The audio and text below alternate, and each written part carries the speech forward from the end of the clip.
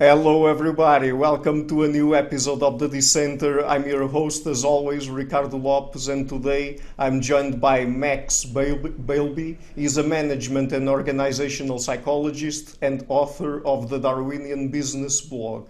He's currently working as a practitioner in the banking industry. So, Max, thank you a lot for taking the time to come on the show. It's a real pleasure to everyone. Thank you very much, Ricardo. It's a pleasure to be here.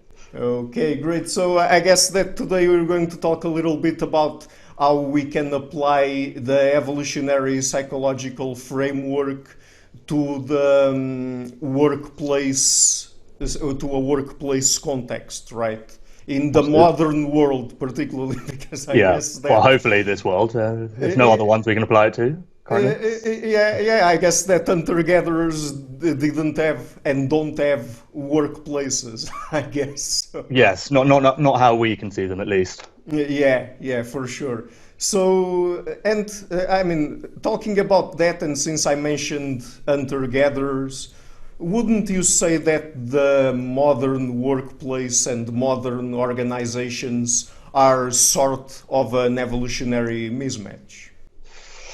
Yeah. So, well, big question to start off with. So, I think to start, there is some debate as to whether or not the relevance of various different types of evolutionary theories, not only to the social sciences but also into management and in practice.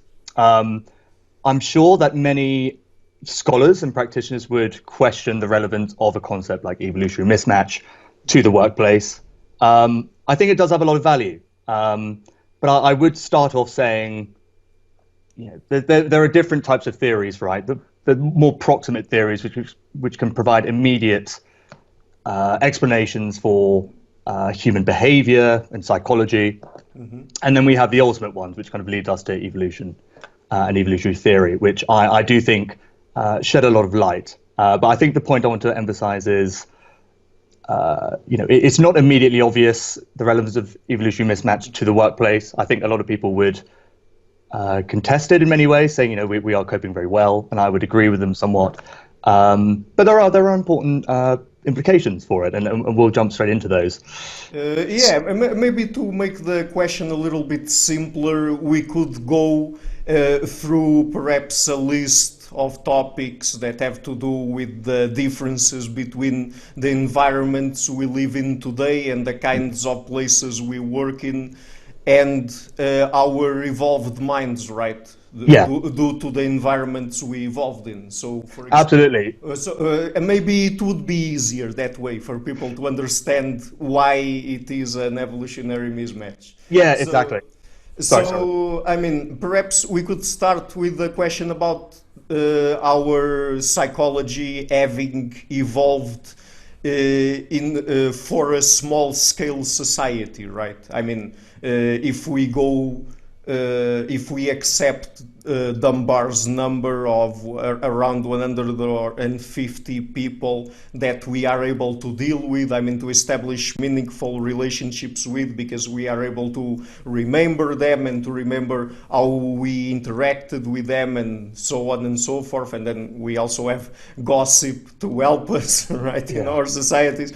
But I guess that that is one of the issues, right? That we evolved in small scale societies, and nowadays our societies are composed of hundreds of millions or even billions of people sometimes, and even at the workplace, it's usually much more than 150 people, right?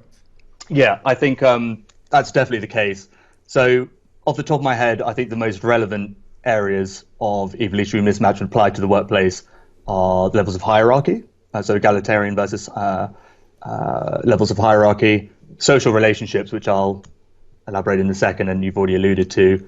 I think also physical health, so beyond psychology, our bodies, and the level of inactivity in the workplace.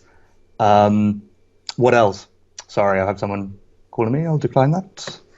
Yeah, no problem. I will Sorry take about that. this out in Yeah, the. no, it's a Mac, so I didn't realize my phone is connected to it. Anyway, um, Yeah, so those are the big ones. And I think in terms of social relationships, there are different dimensions, and certainly our capacity and our ability to understand and manage different sizes of social relationships is definitely a key one. I think there is robust scientific research onto this, as you've alluded to, Robin Dunbar's work, but also some of my own work. I do use these principles a lot, and I find it sheds a lot of light into how people work in practice.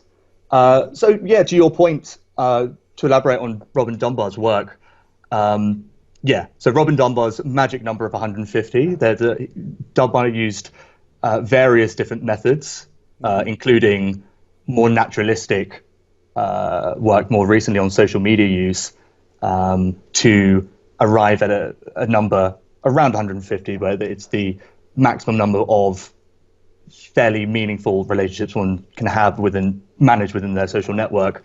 But as you know, comparing to other primate species and the correlation between neocortex size and actual ability to manage relationships, there's a triangulation of different methods that have come to this conclusion that there are limits to the human mind and how many relationships we can actually manage. A very obvious point in many ways. I think people without a background in psychology would say that's a very obvious point, and it is. But in practice, corporations, for example, people, whether implicitly or explicitly, are encouraged or even expected to manage a disproportionate amount of relationships, which in many ways are completely unrealistic, right? And that also links back to the point about physical health and stress as well. These kind of novel stresses within workplaces, which our bodies are not very well adapted to. Mm-hmm. And one of those stresses would be the fact that we have to deal with people on a daily basis that are mostly anonymous to us. Yeah, exactly. So as I alluded to earlier, there are different implications in terms of social relationships. The capacity, how many we can actually manage. And yeah, absolutely. Also the intimacy. So to put it another way, again, there are a range of different types of businesses. So I don't want to make generalizations which don't apply to them. So I think a lot of the points I'm making here apply more to the corporate world, right? Large bureaucracies, corporations. So yeah, you can have family businesses which are far more cohesive and more aligned to our small scale psychology in that respect. But corporations, large corporations, many, if not the majority, are not well aligned in the sense that not only are people working with people they don't know very well, but there is a lot of turnover. There is a lot of change in business units, changes in teams. So basically, people are expected to work, to a very high standard and to a very high pace with people they don't really know. And not only does that not work very well in many instances, but that puts a lot of stress on people. It is a very unnatural environment to be working with a lot of people that you don't really know and to be expected to deliver and coordinate in such an arrangement. It is very odd in many ways, and I think that's one of the key insights of evolutionary psychology. I think within the business world, really, it's this sense of alienation, which is really quite profound and has a marked impact on people's lives. So I don't want to go into a broader philosophical debate in terms of human progress and everything else. We have a lot to be thankful for, right? Sure. And one can just read Steven Pinker's The Enlightenment Now to see all the good things that have happened in the world. Human prosperity, human health, and even human well-being. There's various metrics that show that compared to, say, hunter-gatherer societies, at least, we are better off having gone down the road of unleashing the powers of cultural evolution and everything else in commerce. But it is the case that there were costs to this inadvertent large-scale experiment we've conducted, and one of those is this profound sense of alienation a lot of people experience in the modern world in corporations. I think that's just as a side point. This is particularly what drew me to the field of organizational psychology in particular, is we spend the majority of our adult working lives within organizations. So if you can tweak and tinker and improve aspects of how people work, so to not only improve productivity, but actually improve human well-being and people's satisfaction, you can have a really disproportionately large impact. Because again, that work is where we're spending the majority of our adult lives. And yes, and it's this sense of alienation, which I think is problematic for various reasons. So, I mean, in his web page, this view of life, David Sloan Wilson has a number of small publications. One of them is This View of Business. I think that's the correct title of it. And I guess that you have an article there where you talk specifically about the importance of understanding our decision-making system and how it works in the workplace and the kinds of consequences that it might have, also in terms of maybe sometimes an evolutionary mismatch or not. So would you like to tell us about that, about the importance of understanding a little bit better through the lens of evolutionary psychology our decision-making systems? Yeah, definitely. So I think just to tell you a bit more about me. So my undergrad was actually in management and economics. My gateway drug, as it were, to psychology was actually behavioral economics, right? So, at this time, this was, during the financial crisis. I think for me, this changed. Well, there's lots of things going on in my personal life then, but I do think the financial crisis and the subsequent Great Recession changed my worldview in a lot of ways. So I grew up, young and naive, thinking the world was very orderly, rational, and stable. And then this came along and was, pulled the rug under from not only me, but obviously lots of other people as well. And this left me asking questions, really. I saw lots of how people were responding to this within my own family, friends, and society broadly, which didn't really make any sense to me. I saw lots of rather disastrous decisions being made. And yeah, so exploring these topics, I think it was behavioral economists, a lot of findings coming out from the field. And by coincidence, this is when kind of applied behavioral science was taking off, right? This was a couple of years after Nudge was published by Cass Sunstein and Richard Thaler. So, this was gathering steam. This was getting into the public consciousness, the field of behavioral economics. And yeah, for me, it explained a lot, right? These are, in many respects, rather powerful theories and principles. So, the heuristics and biases school of behavioral economics, these various cognitive shortcuts people use, I think explains a lot of economic decision making, which is quite powerful. So loss aversion being one in particular, which, again, coming back to the, as I say, the quote unquote irrational behavior I was experiencing, loss aversion explains a lot, right? You see people risk seeking in the domain of large losses, and not only loss aversion, but general negativity bias, bad news having a bigger impact on people's psychology than good news, right? This explains a lot. I thought it was very powerful. And as I say, this was kind of, I went down that direction, and I think it has enriched our behavioral economics as a field, has enriched our understanding of human decision making in many respects. But it was coming across evolutionary psychology, which made me see these theories and principles in a whole new light. So to give you a reference, I think the first evolutionary psychology book I came across was actually Geoffrey Miller's book, Spent. Where Geoffrey Miller looks at modern consumerism through the lens of evolution. And again, he looks at some of these similar principles as well. And for me, that was just an absolute revelation, really. The lesson I took from it, at least, was there is a deeper biological and evolutionary reason for these psychological dispositions and behaviors, which make far more sense in the light of natural selection, right? Again, this is not necessarily in the book, by the way, but just as an analogy and as an example, loss aversion. I understand that there's a bit of discussion at the moment about its, whether or not loss aversion is a thing. I think I'll accept with the amount of research and papers that have been published on the topic that it is real, and also just in one's day-to-day world, one can sense that. I sense it, at least. Maybe I have a high, a high ratio of high loss.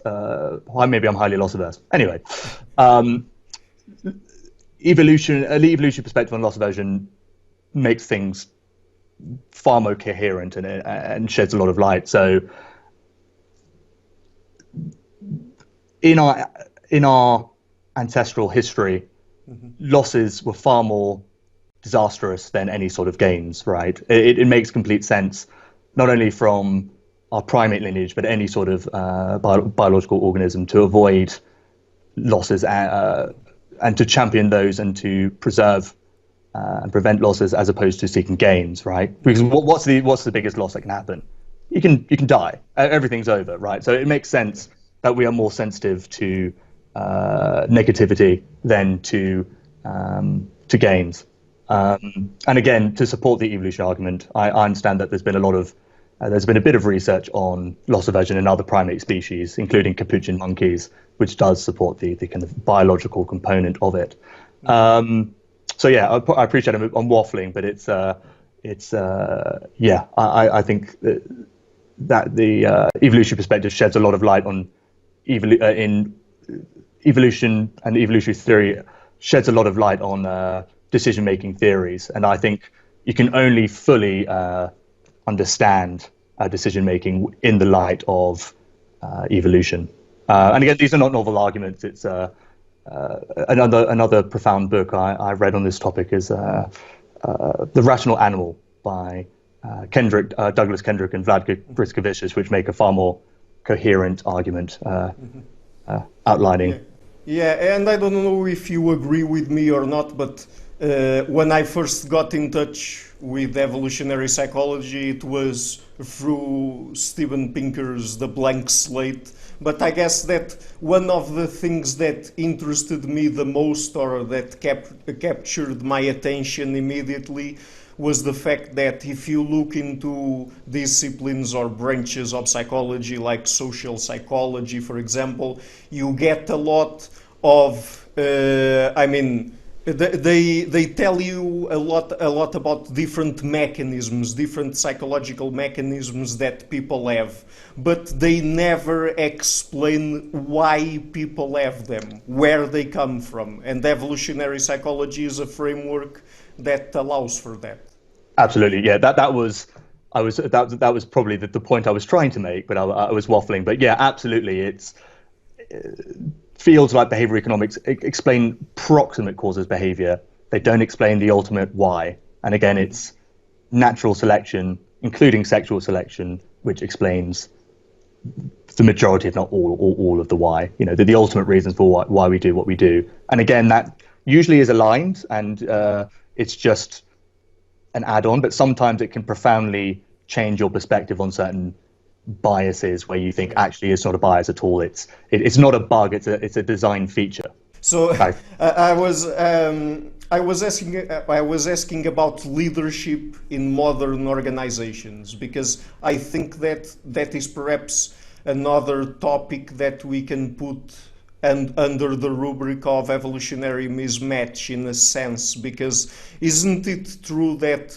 most corporations nowadays have a linear and strict hierarchy that we really didn't find in our more traditional hunter-gatherer or horticultural societies that were basically the ones we evolved in? So, I mean, that's another big topic, right?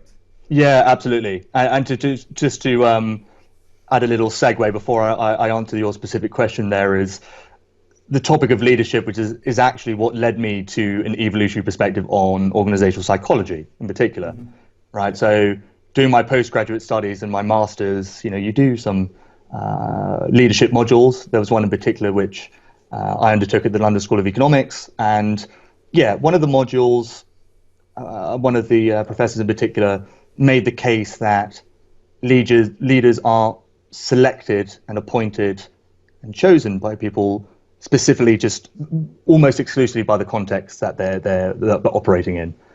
So, for example, a leader of a wrestling team will be selected for certain characteristics and traits, predominantly strength and everything else, over, say, one of a university debating team, right? There's going to be different types of characteristics sought. And yes, of course, there's a lot of truth to that, but there are a lot of quirks of human leadership and followership psychology which defy explanations in this case. So mine in particular was, what I was thinking and what I can answer was, if I remember the stats correctly, it's actually covered in Malcolm Gladwell's book, Blink, I believe, is that over 50% of Fortune 500 CEOs are over 6 foot tall, whereas in the general population, the US population, it is less than 20%, if I can remember the stats off my head. Yeah. And if you don't, in the absence of any other theories, that makes absolutely no sense, right? So if you think about it, it's just, you could say it's about looking up to someone that gives some sort of, puts someone in a position of authority and that has some sort of child-parent dynamic. I don't think that's very satisfactory, right? So that's what led me to explore further and discover the work of Mark Van Voot, which has done a lot of research on our fellowship psychology and leadership preferences. And, there are quite a few experiments and studies showing that we select leaders which fit an archetype of a leader in our ancestral history, right? So essentially warriors. There's different contexts, but essentially we select people that would have fitted the profile of someone that would have been very good in war settings a lot of the time. And that is a mismatch. That's an example of a mismatch where that's not necessarily a leader you'd want in modern context to be leading your company or even a nation. To your specific question about levels of hierarchy and egalitarianism, yeah, I think that's a key implication as well, looking at leadership from a evolution perspective, in the sense that yes, we're not a entirely egalitarian species. There is some level of mild hierarchy which we are used to in general. Again, a lot of these are kind of culturally determined, so there is no set level per se. But I think, yeah, in terms of looking at, in comparison to hunter-gatherer societies, which is what a lot of research look at, because they are almost as close as we can get as to looking into, in real time at the moment, what we have now, looking at the conditions of, what would our ancestors, our hunter-gatherer ancestors, what did leadership look like in that sense? That is as close to the environment that we lived in for the majority of human history, right? That's the closest we can get to modern hunter-gatherer societies. And yes, what in evolutionary psychology people call the environment of evolutionary adaptedness. Yeah, exactly. And there are differences between different tribes, I understand, in terms of their level of their hierarchy. If some are horticulturalists, for example, or whether others are pure hunter-gatherers. But yeah, the point is hunter-gatherers are far more egalitarian than a lot of modern business teams and contexts where, yes, you can't operate a large corporation without some level of hierarchy. It would be total chaos. So you can't throw this out the window. But there is excesses of hierarchy in a lot of business contexts, which is not only does it have a negative impact on people's individual experience, but also is grossly inefficient and not ideal for the majority of people under such conditions. So I do think, from a descriptive point, it explains a lot, and also that does also have a lot of practical applications in terms of how do we best design not only organizations but business teams to maximize performance and also efficiency, and also make it so it's actually a bit more of an enjoyable experience than a lot of people have at the moment. Yeah. So, and there are lots of things associated with leadership and how people acquire leadership. I mean, you talked about people tending to select people that are taller than usual, right? And I guess that's an example of a thing that we could say, okay, this by itself doesn't bring anything good directly to the exercise of the position of a leader, right? What matters if the person is taller or shorter by itself? It doesn't matter anything, but still people prefer taller leaders. And in this case, there are also other things, like, for example, it's easier for people that are overconfident to become leaders, right? Absolutely. And people who are more easily able to use self-deceptive mechanisms to believe that they are competent, for example, and things like that. So, I mean, and people also tend to choose those kinds of leaders, right? That not always are the most competent people out there. Yes. So I think to your point about, yeah, in conclusion to the point about height, just to clarify a couple of potential misconceptions or, other angles of an evolutionary perspective could give. So first of all, I think we've made it clear, but just to say that, us saying that descriptively, that's people that are tall are disproportionately likely to be selected as leaders, do not say that they're actually better at leadership or better leaders. It's just a preference people have for reasons we've already discussed. But secondly, some people may, from an evolutionary lens, think, oh, maybe height is a marker of genetic quality, for example, that taller people have superior genetics. I know some people bring up the correlation between IQ and height, for example, which there is one, but it's extremely small. From the top of my head, it's less than 1% of the variance in IQ is explained by height. Oh, so it basically doesn't matter, right? Yeah, I think that's good enough. If it explains such a small amount of variance, and that's clearly not the case. It is the case, I think, activating types, a leadership archetype, which explains far more than any sort of adaptive reason why taller people would be selected. So yeah, to put that aside, yeah, I think that's the better explanation. Again, there's more research which is being accumulated in this space by various researchers. So I think we'll learn a bit more about that. But I think it's the case that it is not necessarily about competence. It's just about people's appearance. And yeah, and in terms of overconfidence, again, I think it's a massive topic in itself. And from my own experience, at least, my own life experiences, but then also, from the findings from the field of psychology, that it is pretty consistent that overconfidence is one of the most well-established psychological phenomena in the field of cognitive psychology, but also has pretty profound ramifications in the sense that it is fairly ubiquitous, right? That there are cultural differences in how it manifests, but it is something you see across the board. The majority of us, if one is healthy psychologically, the majority of us think we are above average, that we are better than we are in reality. These are, it is quite remarkable the extent of how well embedded and how extensive this really is. And I think in particular, there are different contexts. As I say, there are cultural differences, but there are contexts where it is suppressed or amplified. And again, I do think in the corporate world is an environment where these sorts of psychological biases are magnified, where there are lots, there are additional reasons why someone would want to be more overconfident, to be overconfident and more confident in their abilities than what reason would warrant. Mm-hmm.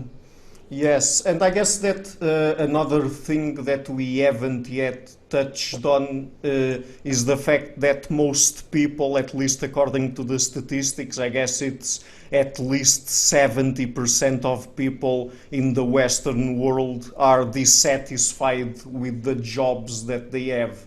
And there are some common complaints from workers, like, for example, things having to do with office politics, working in silos, that is the number of people in business units, the fact that they have incompetent managers, and that leads us again to the question about people preferring certain types of leaders that then deceive them in certain ways and that they are in fact incompetent. Also things like low engagement, because there's low trust many times, again alluding to the fact that people are working with a much higher number of people than the one they are able to manage. I mean, cognitively speaking, let's say. So, I mean, would you like to comment on these sorts of issues and on, for example, job stress and burnout, and in the ways this connects with the types of things that I was just referring to? Yeah, absolutely. So, I mean, these are addressing disparate things we've covered partially already. But as I say, this is where kind of my experience as a practitioner in the industry. This is where I think this is where the value of evolutionary psychology really shines, right? So, a lot of organizational psychology as a field, as a school of study, there hasn't really been any progress in recent times. And when I say recent times, arguably in the last 20 years, maybe 50, even 100 years, right? So there's been various tools developed in the field of industrial and organizational psychology. I think the key contributions have been recruitment methods. So, more advanced scientific methods to recruit, to identify, select, and retain, the best people for jobs. So, more standardized mechanism recruitment methods has been one of the key contributions. But apart from that, to be slightly provocative, I think the field is in a rut in many ways. There hasn't really been much innovation. There hasn't really been many new insights of recent times. The field, its status, again, over the last 100 years, developing first of all in kind of military context and into the more applied business settings that it is now, is kind of declined in status in relative times. I think that can be gauged by the amount of PhDs at leading universities offering such programs have, if I'm correct, have declined. So yeah, I think the field of organizational psychology and what's been produced is somewhat disconnected from people's day-to-day experiences of how they experience work, right? And as I say, I think when you talk to people, if your friends, your family, you ask, how's work going or what's going on, what do people usually bring up? First of all, there's usually complaints. Most people, as you've already alluded to, are dissatisfied with their work. There are different ways of measuring it. I know a lot of people quote Gallup. So Gallup have different ways of measuring engagement. And yeah, it's roughly about 30% of people are quote unquote engaged, which we can see as jobs satisfied with their job. So job satisfaction with a behavioral element that's actually manifesting into how they perform at work. So yeah, the vast majority of people, at least in North America, and I think it can be extrapolated to the Western world, are dissatisfied with their work. So yeah, when you ask them about work, they usually complain. And what do they complain about? I think it's those points you've mentioned, right? Usually it's office politics is a big one. Yeah, it's forms of gossip as well. It'll be about their managers, and then their stress, how much they're working and how stressed they are. Organizational psychology doesn't, from what I've read, it doesn't really shed much light on any of those topics, which is, I think, quite remarkable, really, in the sense that if we're really trying to address what people are complaining about, it's not really doing that good a job. Whereas if you look at evolutionary psychology, I think inadvertently a lot of these researchers have been getting at the heart of the matter, right? So, first of all, how political we are as a species, right? And the functions of gossip. There's been lots of research onto this, and I think it has direct implications, both in terms of being able to describe what's going on in the workplace, but also some sort of remedies, right? Or not even necessarily remedies, but change of perspective. I think gossip's a good example of one of these topics which, if you see it from an evolutionary perspective, actually changes its implications of what it means. So, there's quite a few researchers who look into gossip, its purpose and how people use it, and have actually, correct me if I'm wrong, but I've actually concluded it actually has lots of positive benefits, right? It's a way of enforcing social norms. It's a way of identifying cheaters and Of course. Yeah, and overall promoting group cooperation, I guess. Yeah, absolutely. And of course, it's not to say all gossip is good. There is gossip which Sure. is for nefarious means. But the point is it completely changes its meaning, in the sense that when most people talk about gossip, it's seen as a bad thing. It's talked about in negative terms and seen as something that should be stamped out. Not, it shouldn't be done. Whereas, as I say, if you look at evolutionary anthropologists and evolutionary psychologists that are looking into this, into gossip, from a theoretical perspective, it changes its implications. It actually says in various settings and in different means, it's actually quite a healthy thing and very unrealistic to try and stamp it out. If anything, it should be promoted to be used for the good ends, and the more kind of destructive forms of gossip, of course, should be addressed. So yeah, I think that's the politics and the gossip side, which I think is a common thing people discuss, and I think, as I say, the evolutionary perspective sheds a lot of light. And the other point you mentioned as well, and I alluded to as well. What were the other ones? So kind of stress. Yeah, and again, I understand there's been quite a few studies on this recently, actually, kind of addressing this topic. Are we working longer than our hunter-gatherer ancestors? And I think to oversimplify the findings, but I think it is the case that we are, on average, working longer, right? So again, there's different definitions of what constitutes to work, but in terms of, following the agricultural revolution and capitalism, industrialization, and everything else, we are running faster to stay in the same place. So we are working longer. And again, I think, in many respects, work and corporate life, unfortunately, regrettably, but does turn into an arms race in many ways, right? So if there are not the norms in place to have set working hours and, set expectations on what is a healthy amount of time to be working, what isn't, it can very quickly escalate into a spiral to the bottom or a spiral to the top, where people need to work longer. Otherwise, they're seen as not, putting in enough hours, or, not committing enough to the group. And again, everyone loses out when there's such a culture where people are working far in excess than they need to and working weekends and everything else.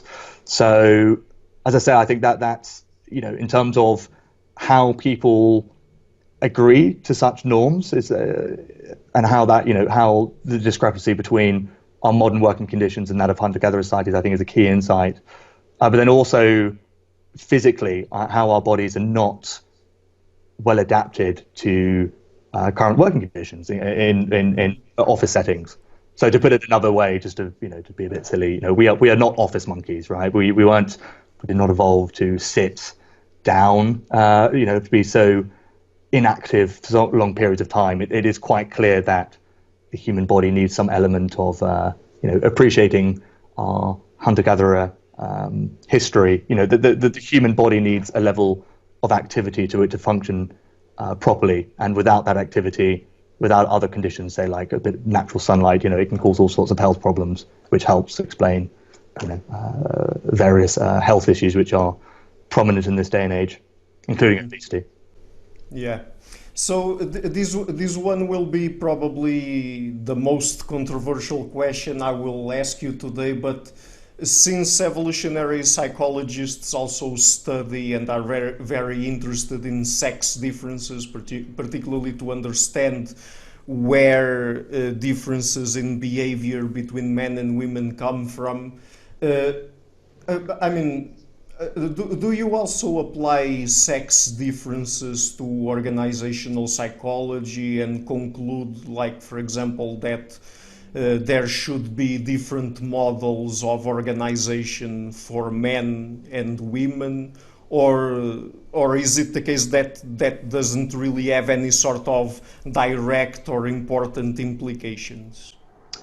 Yes, well, as you've referred to, this question in this day and age is potentially dynamite. So one has to be careful skirting around the topic. Yeah, I think first of all, like a lot of these things, just to add the caveat that describing things is not saying that's the way things that's the way things should be. Describing how things are is not, saying that, justifying kind of the status quo, what have you. And likewise, it doesn't. It's basically the is-ought dichotomy. Yeah, exactly. The naturalistic fallacy. Just saying something's natural does not necessarily mean it is good, or that it's immutable, it can't be changed. But that said, and a related point, that there is clearly, a lot of people assume differences between the sexes in the workplace. If there are differences in outcomes, it is necessarily or primarily an outcome of discrimination, right? That is, for many people, including a lot of social scientists, the first explanation that they go to. And in some, depending what it is, the question, there is undeniably prejudice and discrimination in modern society, including sexism. So to say that it doesn't exist, I think, is mistaken. But in terms of your question about, career choices and, differences in the sex difference in the workplace, I think there are sex differences, and they are relevant to the workplace, right? And I think that the most important, well, not necessarily the most important, but one of the most relevant is sex differences in career preferences, right? So, there's quite a bit of research accumulated now, which shows that on average, men and women have different career preferences. So to oversimplify it, a lot of women women are disproportionately drawn to careers that concern people, and then men on average disproportionately drawn to careers that are drawn to systems. So less about people, but more about things. So it can be kind of engineering or what have you. I think that's basically referring to the work by Simon Baron Cohen, right? Yeah, exactly. Where he distinguishes between the systemizers and the empathizers. Exactly. Right? Yeah, exactly. Yeah, that's a theoretical. That's clearly where those terms are originated from, and the leading Simon Baron Cohen is one of the leading researchers in this field. But just a side point, though, is that this is not necessarily evolutionary psychology per se. I mean, I have seen some evolutionary psychologists say, this fits even within an evolutionary frame. To me, it's not that immediately obvious. I mean, clearly there are, sex differences and differences in preferences. I think it's clear there is some biological component. It's not immediately obvious to me why that is the case. But I think, again, that's something we will learn more about. But then also, I do think, that there is quite clearly a large cultural overlay, right? So culture has a big impact on how these preferences manifest, and also has the power to influence that considerably. So I do think in the next couple of decades and the century ahead, a lot of the differences by sex and gender that we see in the workplace and career preferences will be different, and that'll be culture. So to put that in another way, I think a lot of people which use evolutionary psychology or evolutionary principles to explain sex differences and career preferences may be underestimating the power of culture to influence people's choices when it comes to making their careers. Does that answer your question? Yes, I think it does. I mean, I don't know if there are any, because I guess that there was one more point to my question that was made implicit, I guess. But in terms of, for example, how people organize their workplaces, in terms of hierarchy and things like that, do you think that there are any sex differences that are relevant there? Yeah, exactly. To explain those sorts of issues. Yeah, absolutely. So again, you mentioned the work of Simon Baron Cohen, I think to reference other researchers, which I've already referenced Mark Van Vuugt's work, but I know Mark Van Vuugt has conducted research on different work team design and context, so the level of hierarchy and egalitarianism, and also Nigel Nicholson, which was formerly a professor at London Business School, has also conducted a bit of research on this. And yes, it is, again, these are broad generalizations, these are averages we're talking about, but Their kind of key findings, if I were to summarize, kind of in layman's terms, it is the case that men on average are more comfortable with higher forms of hierarchy, kind of more competitive organizational setups, whereas women on average prefer more egalitarian forms of organization, where there are less discrepancies in status between people. So that is certainly, as I say, I think that there is more research to be done on this, especially in applied context, but I do think that has practical implications for workplaces, especially ones which want to increase diversity and increase the attractiveness of leadership positions to female candidates, for example, is to take into consideration these different organizational forms and how a lot of them can be biased to men, essentially, or whether they find it more attractive or they're more likely to succeed. Yeah. Okay, so now another question. After all that we've talked about, I know that the application of evolutionary psychology to an organizational context or to organizational psychology is a very recent thing, and it probably has to evolve and develop a little bit more and become more sophisticated over time. But with the knowledge that we already have at hand, what would you present as some immediate solutions to the kinds of issues that we've been talking about that occur in the context of a workplace? Yeah, so again, a very big question, which I wish I could give a satisfactory answer, or at least a golden bullet. So as you alluded, this is growing. This is a growing field. I think hopefully, the more research that is conducted in this space will have a better idea of immediate applications. I think it's a very big question, so there's different problems or areas we could apply it to. But I think in terms of its practical application, and you've already mentioned the work of David Sloan Wilson, but one framework he has helped develop with colleagues, including Paul Atkins and Steve Hayes, is a framework called pro-social, right? So that combines evolutionary theory, but also Eleanor Ostrom's core design principles. So, David Sloan Wilson refers to the core design principles in his last book, right? If I remember. Yeah, exactly. Correctly. So he has a new book out called This View of Life, which was published. I'm not sure. I believe it was last year. Anyways, I think it was March last year. Yeah, exactly. Like that. I think so. So, and to put us just on a side note, I know there's David is a big, has conducted a lot of research, is a big proponent of multi-level selection within evolution.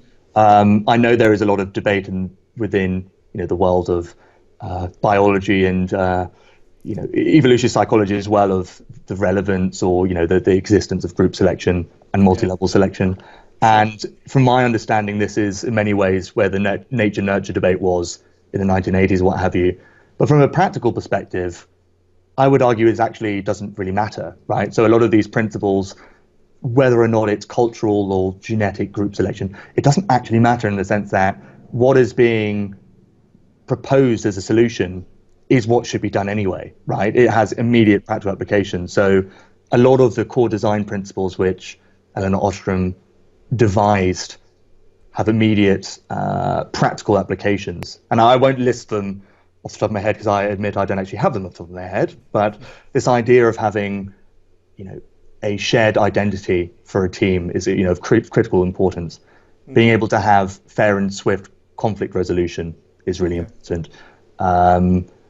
Levels of autonomy with groups, being able to self-govern and individuals having a level of autonomy within their work is absolutely important, right? So all these different principles, I can't advocate enough the practical implication of pro-social as a framework. So if anyone who's listening and is interested in, how can these principles be applied in practice, I would recommend looking at their latest book, but also exploring pro-social as a form of training. Again, that's David Sloan Wilson, the Evolution Institute, are doing quite a bit of research and practical work in this space to see how effective it is. So I think that as a framework is very useful. but yeah, I mean, if we take in turn kind of different, that there are, again, it has so many different ramifications, evolutionary theory and evolutionary psychology in terms of business practice. So that's a framework I would recommend for kind of a general, how do you manage groups effectively? But, if we're talking about the different things we've spoken about this afternoon, so I think one about overconfidence is a good one. If we know that people are disproportionately, if we know that people are generally overconfident in their abilities, we didn't actually get to discuss it, but there are evolutionary theories why that is the case. So it's not a theory advocated by Robert Trivers, which I believe you've had on the show as well, is, as Robert Trivers suggests, and I believe that quite a few recent studies are supporting this view, is, overconfidence has historically been seen by psychologists and also organizational psychologists as a way of supporting human mental health, right? So it's a way of filtering threatening information to protect one's psyche and help, maintain one's self-esteem, right? Yeah. And there's some truth to that, but it seems that Trivers' theory that it's actually a form of self-deception to persuade other people of your abilities, and that gives one the ability to advance, have a wealth of opportunities in life. If they didn't have this kind of overconfidence, is, again, it completely changes your perspective on such a phenomenon and has various ramifications, right? So bringing it back to practice in corporations in the workplace, a lot of a recent trend in modern times has been debiasing techniques, right? The assumption has been, if you make people aware of these biases, they will be able to overcome them, either on an individual level itself. So if you make people aware that they are prone to overconfidence, or all these other sorts of heuristics and biases, people will be able to overcome that. But if it is that sophisticated and advanced and that ingrained that overconfidence is all a way of advancing our own agendas, then that's not going to work, right? It has far more profound implications. So I think that has a wealth of, that provides us with a lot of food for thought when it comes to recruitment, right? And that, again, I'm not going to say there is a golden bullet here, or there's one best way to identify and recruit people, because there isn't one. But Thomas Chamara-Music, for example, is a business psychologist which has taken some of these insights and used and has argued that we should be incorporating artificial intelligence more in the hiring process. This opens up, this is a whole other debate in itself. But I do think using more ecologically valid means of recruiting people beyond the traditional interview is what is the kind of key practical application here, right? So interviews are ubiquitous. Most people use these, but they're not a very good predictor of performance, right? So I'm not saying to get rid of interviews necessarily, because I do think they serve a purpose, with the key caveat that, in combined with other methods. But being able to, depending on the nature of the work, but in a corporate setting, being able to get someone to do, more ecologically valid tasks where they're actually doing some sort of they're doing some sort of simulation or exercise which is relevant to their work, it's a far better selection method than an interview which is prone to all these different biases which are very difficult to overcome. Mm-hmm. Yeah, and again, I can elaborate, but I think that those are a couple of examples of practical applications following on from this body of knowledge. Mm-hmm. Sure. So let me just ask you one last question, and you've already alluded to this throughout the interview, but what is the importance of cultural evolution here? Because we've been focusing mostly on evolutionary psychology, and evolutionary psychologists focus most of their work on genetic or biological evolution, right? But then you also mention in your presentations and so on in your work that we also have to take into account cultural evolution and its power. So could you tell us about that? Yeah, absolutely. So as you've briefly referred to there, a lot of the work to date within the field of evolutionary psychology has arguably been about, as you say, kind of essentially the gene's eye view of evolution. So the implications of that for human behavior. There's been a lot of progress been made in that regard. Yeah. But I think very recently, the field of cultural evolution has taken off, and also, various scholars have been advancing dual inheritance theory as a meta framework for the social sciences, in the sense that what that means is essentially the interplay and the intertwine between culture and genetics being the key way of understanding human behavior, right? So to put it another way, yeah, I mean, cultural evolution has profound implications across the board.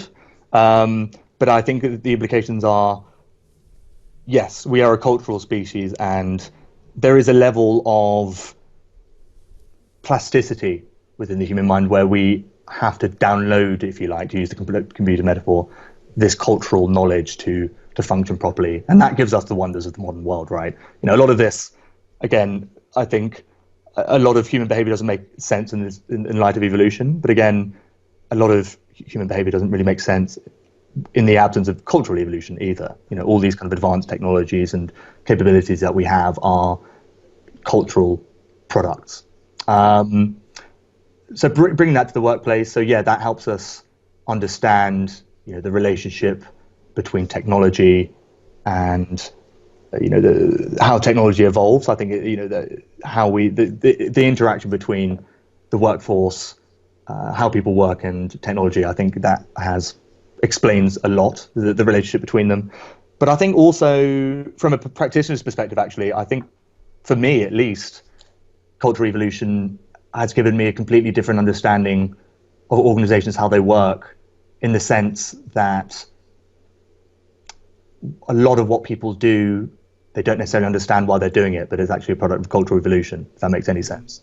So to give an example, a lot of, just to give a silly example, a lot of kind of workday training events will be about, people will think it's increasing training, or people will develop certain skills in certain respects. A lot of the time, what is being advocated is almost nonsense, right? They're not actually learning any kind of new technical skills at all, or what is being told is, even worse. But, potentially, again, this is just more speculation rather than kind of any sort of hard evidence on this, but potentially the deeper reason why such exercises are there are completely oblivious to them or their understanding, and it actually has a other function which they're not aware of. So in this context, if you have various training days, essentially it's a way of building group cohesion, right? It's a form of ritual, and it has, it's been retained as a tradition because of its benefits in terms of group functioning, which is far beyond the actual training itself being advocated, as an example. So to put it another way is, as practitioners in this space, and also just social engineers in general, we've got to be very careful when we intervene in things, when we apply interventions, in the sense that we don't necessarily know what we're doing, and a practice that is being done may be being done for good reasons, right? So I think, yeah, it gives one a greater appreciation and respect for the way things are being done, cultural norms and everything else, before one actually steps in and tries to change something, if that makes any sense. A lot of people will, again, you see it a lot in the world of kind of applied behavioral science. People ultimately are so enthusiastic about just jumping in and changing something without any sort of consideration of the unintended consequences. So having a kind of respect for tradition, not necessarily saying all traditions are good or they should be retained, but having a respect and stepping back before actually intervening. So to use the cliche, evolution is smarter than we are, and that applies to cultural evolution as well. Yeah, sure. So, Max, let's end on that note. Just before we go, would you like to mention some of the best places on the internet for people to find your work? Yeah, so you mentioned earlier my blog, so darwinianbusiness.com. I review some books and some studies, admittedly not that frequently, but that is something I want to pick up soon. So, that has a bit more, if you are interested in this space and how evolutionary psychology can be applied to the workplace, I've got a bit of writing there. I also point out some resources, including links to the Evolution Institute, which you alluded to earlier. So this view of business and the business series there, you can access that material on my blog as well. I think beyond that, the Evolution Institute is also a key resource in this space, and their affiliated magazine, This View of Life, as well, is very useful. The Applied Evolutionary Psychology Society also has been doing a bit of activity in this space. And then beyond that, I think just a couple of key textbooks really would be a good place for people to start. So Gard Sard's Evolutionary Psychology in the Business Sciences was a volume published in 2012, which is still a key resource in this space. And then also Stephen Colorelli and Richard Arvey published The Biological Foundations of Organizational Behavior a couple of years ago, which is a key volume as well. So I think those in combination are good resources for people to jump in at least, and hopefully that people will be able to learn more about the research, but also think about how to actually apply it in practice. Okay, great. So I will be leaving all of those resources in the description box of the interview so that people can go and check them out if they want and if they are interested. So, and Max, thank you again for taking the time to come on the show. It was a real pleasure to have you on and to talk to you, and I really loved the conversation. So. Oh, thank you very much, Ricardo. It's an honor. Thank you very much for having me. Hi everybody, thank you for watching this interview until the end. As you might have noticed, I've been putting out regular interviews with academics and intellectuals from a variety of fields. So to keep the channel sustainable, I would like to ask you to please visit my Patreon page and to consider making a pledge there. Any amount, even just $1, would already be a great help. Otherwise, you can also help me through PayPal. And if you like what I'm doing, please share it, leave a like, and hit the subscription button. I would also like to give a huge thank you to my patrons and PayPal supporters: Karen Litske, Anne Blanchett, Perga Larsen, Lau Guerrero, Chantal Gelinas, Francis Ford, Hans Fredrik Sunda, Brian Rivera, Sergio Condreano, Iane Henninen, Ricardo Vladimiro, Craig Healy, Adam Kessel, Vega Guidi, Olaf Alex, Jonathan Wiesel, David Diaz, Anian Kata, Jacob Klinkby, Matthew Whittingbird, Arno Wolf, Tim Hollesy, Henrik Alenius, John Connors, Paulina Barron, Doctors Jerry Mueller, Herbert Gintis, Rutger Voss, and Bo Weingart. My 4 producers, Isar Webe, Rosie, Jim Frank, and Lucas Stafiniak, and finally my executive producer, Michal Ruzieski. Thank you for all.